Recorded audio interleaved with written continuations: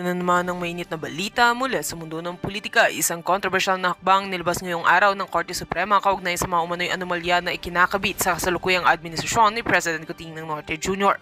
Ayon sa ulat, tinanggap na ng Korte Suprema ang isang petisyon na humihiling ng investigasyon at posibleng pagsasampa ng kaso ng pandarambong laban sa Pangulo kaugnay ng umano'y irregular na paggamit ng pondo ng bayan. Ang nasabing petisyon ay inihain ng isang grupong kilala sa pagsulong ng transparency at good governance. Giit nila may matibay silang ebidensya na nagpapakita ng paglabag sa batas kabilang ang mga dokumentong nagpapakita ng umano'y hindi otorisadong paglalaan ng bilyong pisong pondo sa ilang proyekto. Hindi pa malinaw kung personal na sangkot si Pangulong Marcos, pero sinabi ng Korte Suprema na may sapat na basihan upang pag-aralan ito. Sa gitna ng kontrobersya, nanindigan ng Malacanang na walang nilalabag na batas ang Pangulo at ang kanyang administrasyon. Ayon sa tagapagsalita ng palasyo, ito ay bahagi lamang ng politikal na paninira at walang sapat na batayan ang mga paratang. Patuloy rin umano ang kanilang pakikipagtulungan sa mga otoridad upang mapatunayang malinis ang kanilang hangarin. Samantala, umaasa naman ang taong bayan na magiging patas at makatarungan ang proseso sa Korte Suprema. Nananawagan ng ilang sektor na huwag gawing politikal ang isyu at hayaan ng batas ang manaig. Sa mga susunod na linggo ay inaasahang ilalabas ng Korte ang desisyon kung ito ba ay itutuloy bilang opisyal na kaso ng pandarambong. Kami po ay patuloy na magbabantay sa pag-usad ng isyong ito. At yan nga ang mga balitang ating pagkakatutukan, at kung bago ka pa lamang sa aking channel ay huwag kakalimutang mag-like, share and subscribe para updated ka sa aming mga bagong balita dito sa Tatak Pinas.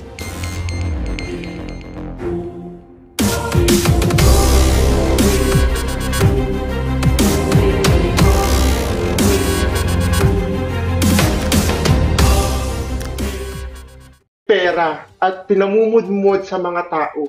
Etong namang mga tao, sige, namimigay nga sila ng pera, pero hindi nila alam, yung binibigay na pera sa kanila, kakarampot kung kumpara yung mga binubulsa ng mga congressman na yan.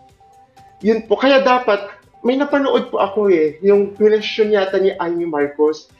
Thumbs up ako doon kasi question ni Amy Marcos yung AKAP na dapat bumagin. Kasi nga, wala namang, saan bang ahensya yung AKAP? Hindi naman wala namang program yung government sa AKAP na yun. Kundi si Tambalus-Lus lang ang gumagamit at yung mga congressman na yan. Madaming Pilipino na tuwang-tuwa na bibigyan ng pera, pero hindi po nila alam, madaming binubulsa yung mga congressman na yan.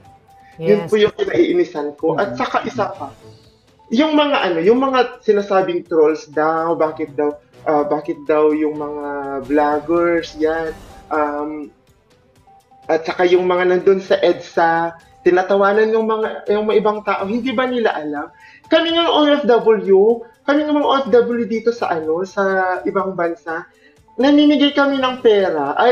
What I mean is, sumusuporta kami tumutulong kami yung mga nandun sa EDSA para lang tanggalin natin ang Marcos na yan, kasi nga kailan pa ba tayo kikilos? Kasi nga wala na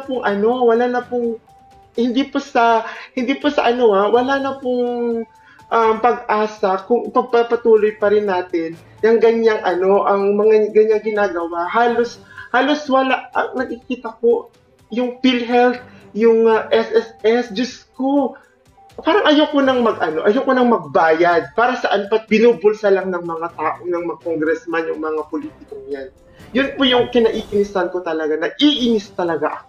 Yes, valid naman po ang inyong feeling, Ma'am Aya. Kaya dahil dyan, maraming salamat sa iyong pagbigay ng saloobin dito sa ating show ngayon. Thank you so much. Mag-ingat po kayo dyan sa Paris. Ayan. Thank you. Yeah, thank you.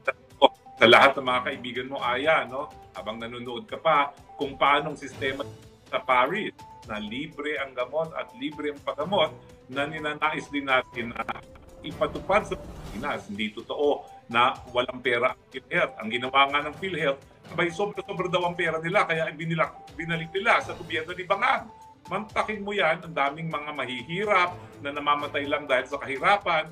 At alam mo, nung naging kongresista ako, tayo nga nagsulong yan ng Universal Healthcare, hanggang ngayon, hindi ginagamit para sa mga mahihirap. Dahil kinakailangan nila ng ayuda at mga proyekto na pagkakakitaan, pinagkaig pa yung pera na dapat sa mga pinakamahihirap sa kanilang panggamot, pinagkait pa at ninakaw pa.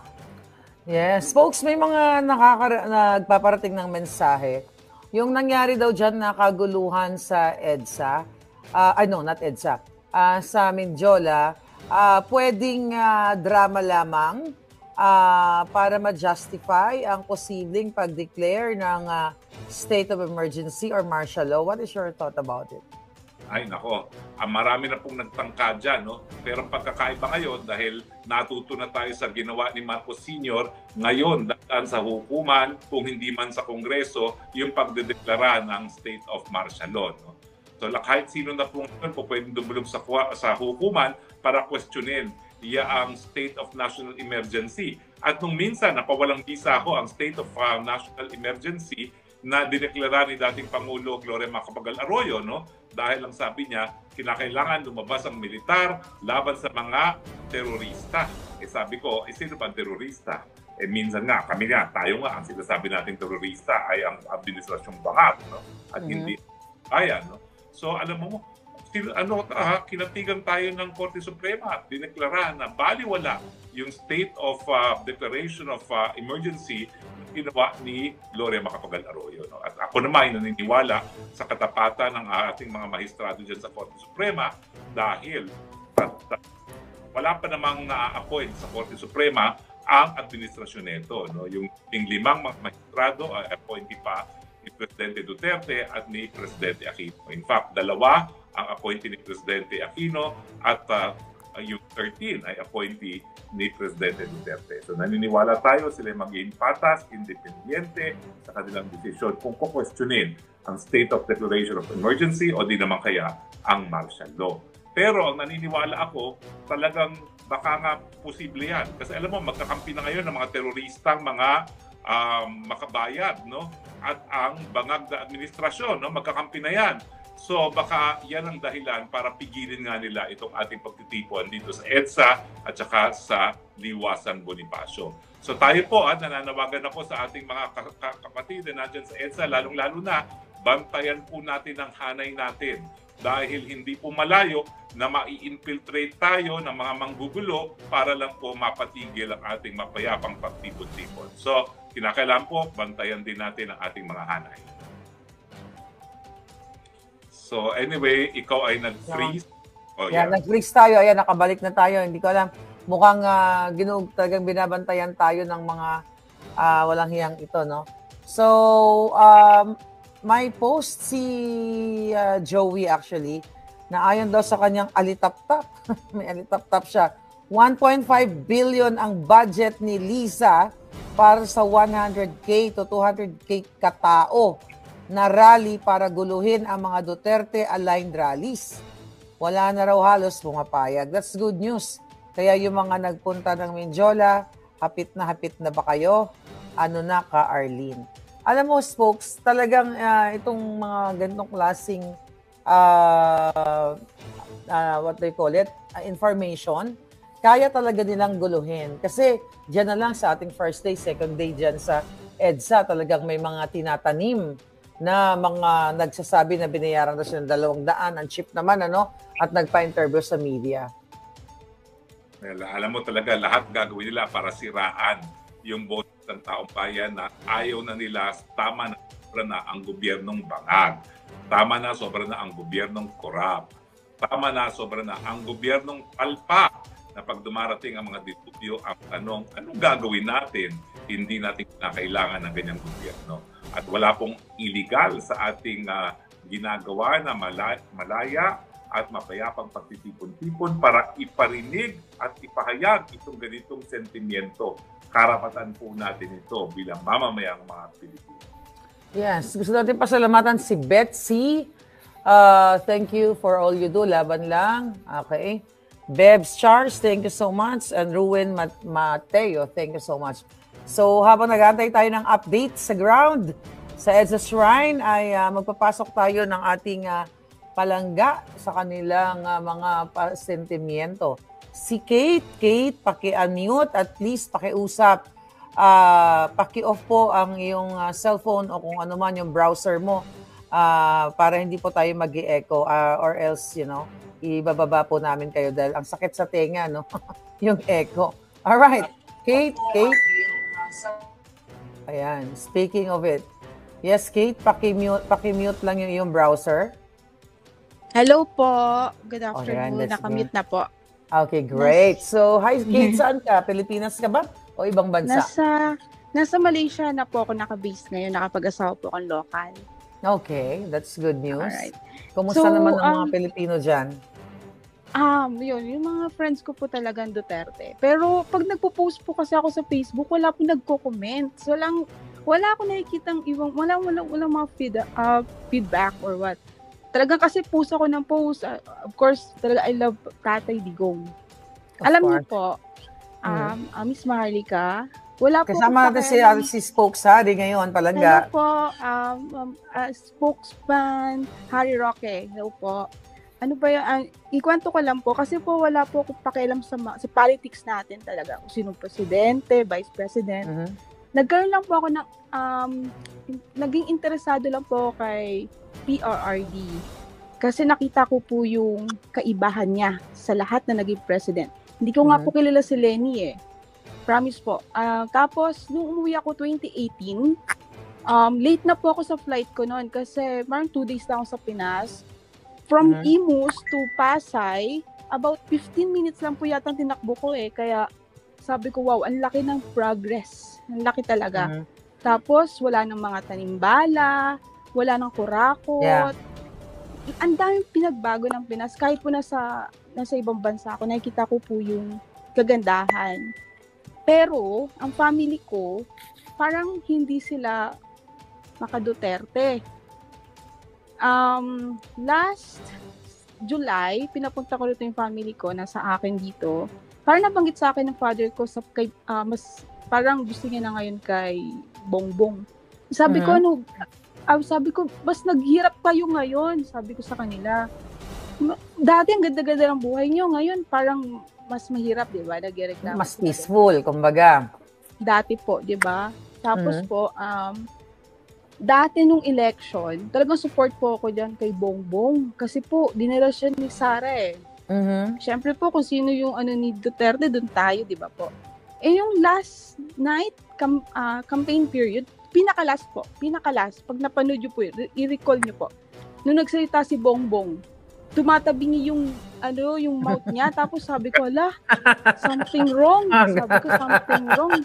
Ayun na po, hanggang sa ilang buwan, taon, ayun na po, nagkaroon na po ng issue about bangag.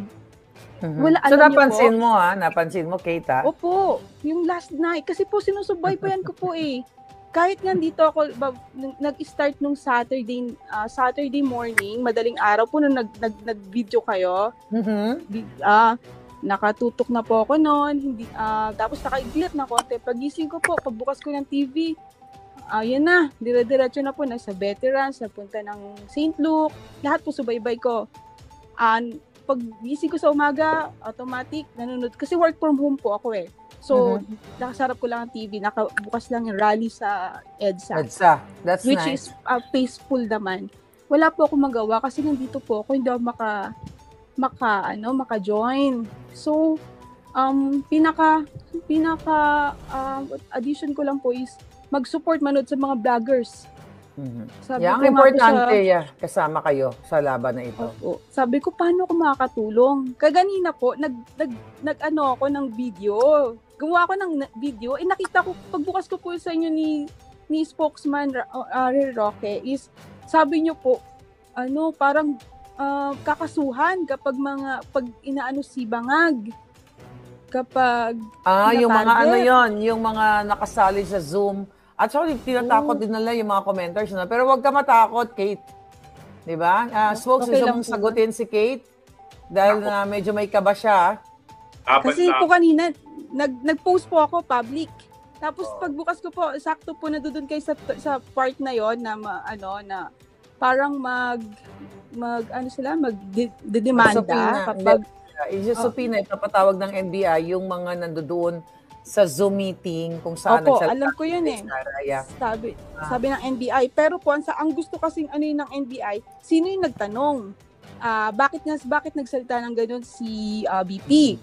Nung nakarang araw lang si Maui, Princess Maui, habang siya nagla-live, nabanggitin, ako yung mga madam, ako yung nagtanong kay BP. Alaka, sana na-delete niya yun. Hindi, wala Tapos, yun. Huwag ka matakot doon. Sasagutin ka ng ating abogadong kasama dito. Wala yun, Kate. Apo. At ano pa So, ba yung saan- share ko? Paano po ba papapatasikin si Bongbong? Kate, huwag ka mag-alala sa sama-samang boses ng bayan, darating tayo dyan. Kaya naman, sa mga katulad niyong mga OFW, ay isang malaking ambag nyo yun, yung maging boses kayo kahit nasa social media lang tayo. Kaya thank you so much, Kate. Thank you very much. Last pa po, Ms. Marlica, kagabi, bago ako matulog, nakita ko po sa YouTube, nasa Japanese news, si BP. Okay, ano Ano sinasabi? Yung pinapalabas sa mainstream media. Kaya nag-comment ako doon, sabi ko, I am a Filipino. Don't trust mainstream media. They're all biased. They're all liars. So, We love, malaking tulong yan. BP. Yeah, malaking tulong Nakita ko yan. po. Na Opo, nakikita nakita ko din ng yung mga foreign media. Mm-mm. Yeah. Kaya talagang kayo lang talaga yung sandigan ng taong bayan para mag-spread ng katotohanan. Thank you so much, Kate. Balik ka lang No sa worries mga susunod natin po. Thank you vlog. po. Thank you very much. Thank you. Ayan. Spokes Harry. Talaga namang narinig mo Spokes? Medyo mahina yung boses mo. Parang hindi maganda yung iyong signal. Ang isipin na mapang-aping mga gobyerno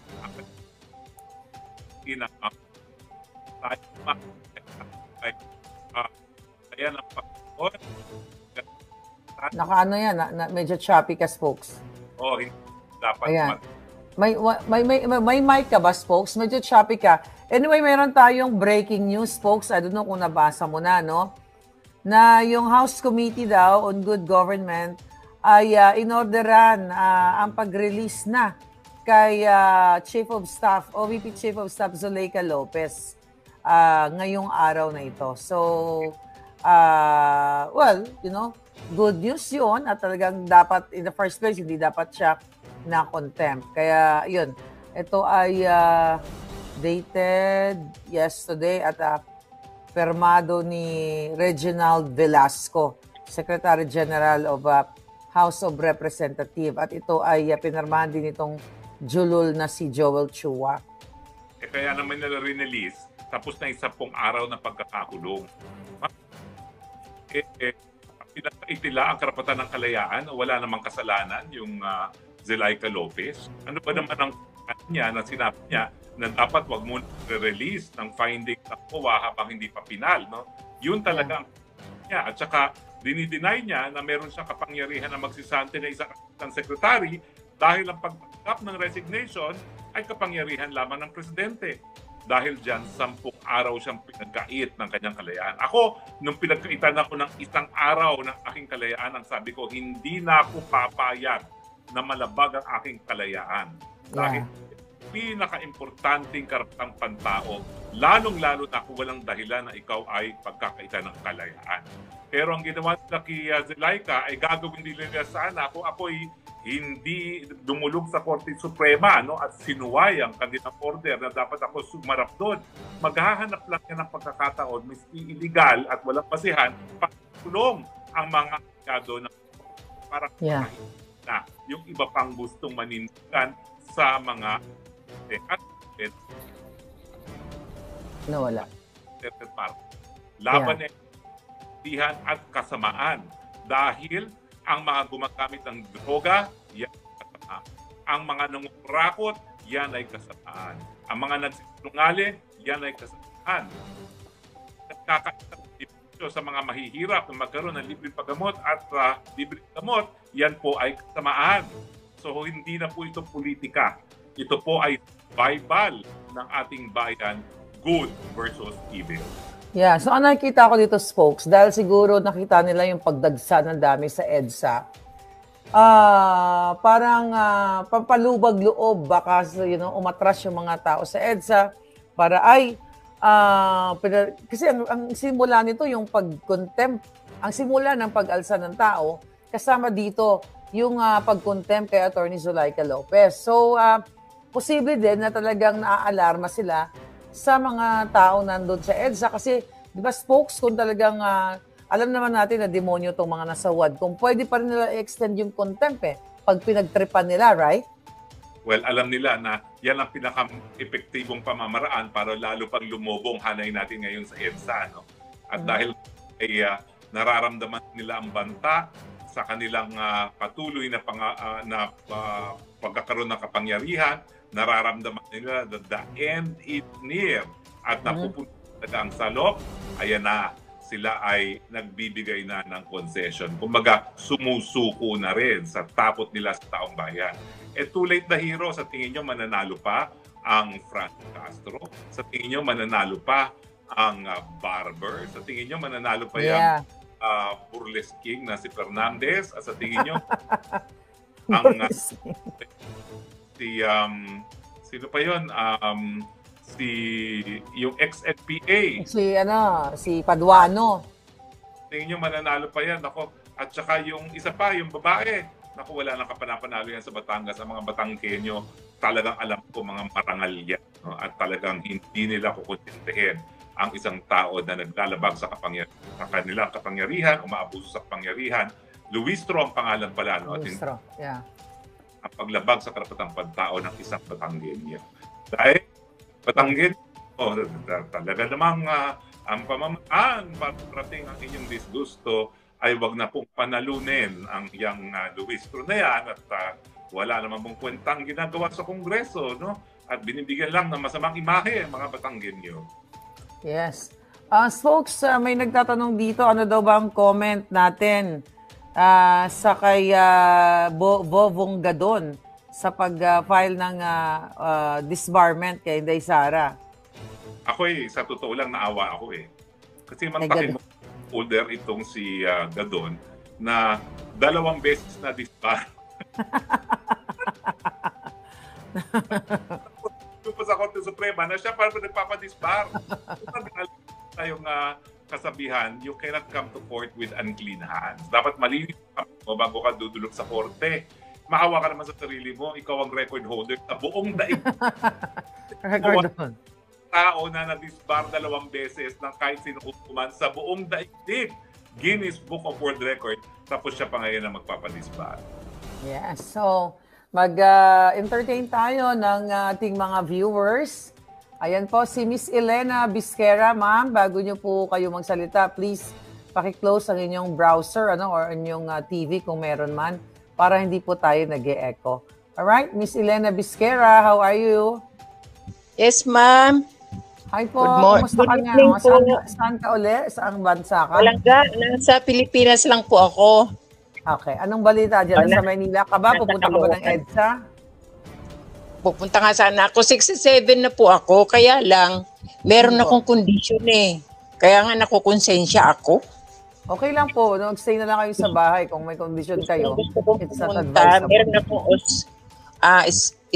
spondylosis, meron akong ganun. May chronic akong back pain, ganun. Okay. Ano po yung nyo, masasabi po diyan doon? Kumusta muna po lang buhay nyo dyan sa Caloocan? Makukumpara mo ba yung panahon ni Pangulong Duterte? Nawala ba yung mga addictus sa inyong lugar? Ay, unahin ko yon Ako po, marami akong kamag-anak, mga pamangkin na addict noon. Nung panahon na hindi pa si Duterte umupo. Nung umupo si Duterte, nako, ako nababahala talaga ako. Bawat may palabas sa TV na may tinapon doon na ganun, talagang tinatawagan ko agad sila. Siyempre kahit pa paano mga kamag-anak ko yun. Ngayon, sinasabihan ko sila na magtigil na kasi kayo, tumigil na kayo. Kung ayaw niyo pang tumigil, lumayas kayo dito. Kung saan kayo umuwi kayo ng Surigao. Taga-Surigao po kami. Si Barbers, visit na yan. Mo. Okay. Kababayan namin. Yumaman na daw ngayon. May bago siyang restaurant na malaki doon. So, ano po yung sentimiento nyo ngayon dyan sa buhay ninyo? Ano ba? Nagmura ba? Pero ano yung situation? Ay, naku, ang mahal po. Palangga. Ang hirap-hirap talaga. Pero madam, yung mga pamangkin ko, sa totoo lang talagang nagbago sila ngayon, noong panahon ni Duterte. Tapos ngayon, hindi na sila bumalik. Tuwan-tuwa ako. At least hindi na po sila bumalik. Hindi na. Lagi kong minomonitor talaga po. Kasi dito yung nagtatrabaho sa akin pagka meron akong pinapagawa sa bahay ko. Oo. Meron akong isang patatawanin lang kita. Noong panahon na ako sa'yo, nung umpisa akong nag-subscribe sa'yo, ano yun inauguration na. Tapos na yung election, inauguration na yun. Kaya hindi kita napapanood nung araw. Okay. Ngayon ang inauguration, nakita kitang nag-live ka noon, nasa hotel ka yata noon, suot-suot mo yung gawa ni yung kalaban mo ngayong maputi. Suot-suot mo yun. Kasi pinagmamalaki mo pa nga yun suot natin ang ating sariling atin, sabi mo. Nagpo-promote pa tayo noon Oo, nagpo-promote ka. Tuwan-tuwa ako sa'yo dahil sabi ko, siguro ito yung nawawalang anak ni Digong. Kasi ang tapang mo. Hi, Spox. Yeah. Spox Hari, good evening po. si Spox Hari, hindi ko makalimutan yan doon sa, ang tawag dito, sinubaybayan ko siya doon sa, sino ba yung ng mga Amerikano? Siya ang lawyer. Yung lawyer, si Spox sa kami. Jennifer Laude. Si Jennifer Laude. Yun po, sinubaybayan ko, kaya nakilala kita. Sabi ko, ang galing-galing naman ni Attorney Harry Roque. Sabi ko gano'n. Balik tayo doon sa, kay Miss Marlica.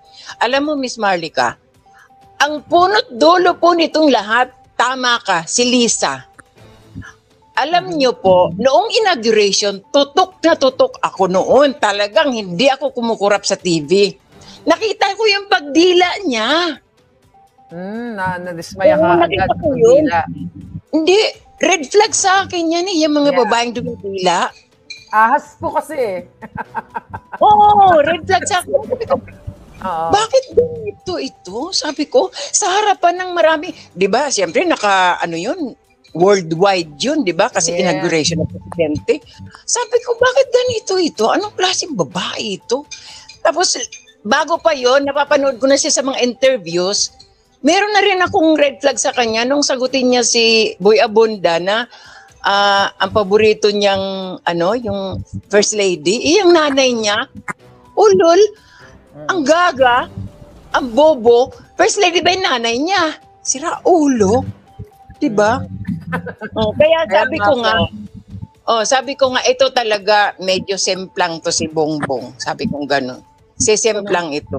So, nadagdagan pa noong, ito naman si Digong kasi, si Tatay Digong, kung magsalita kasi, minsan hindi ka maniniwala, minsan maniniwala. Nung nagsabi po siya na may bagahe itong kandidato na ito, hindi ko masyado binigyan ng diin ng importansya. Kasi nga, minsan nagdo-joke, minsan, di ba, ganyan si Duterte. Yes. Kaya tuloy, imbis na totoo na yung sinabi niya, medyo nag-aalangan pa akong maniwala.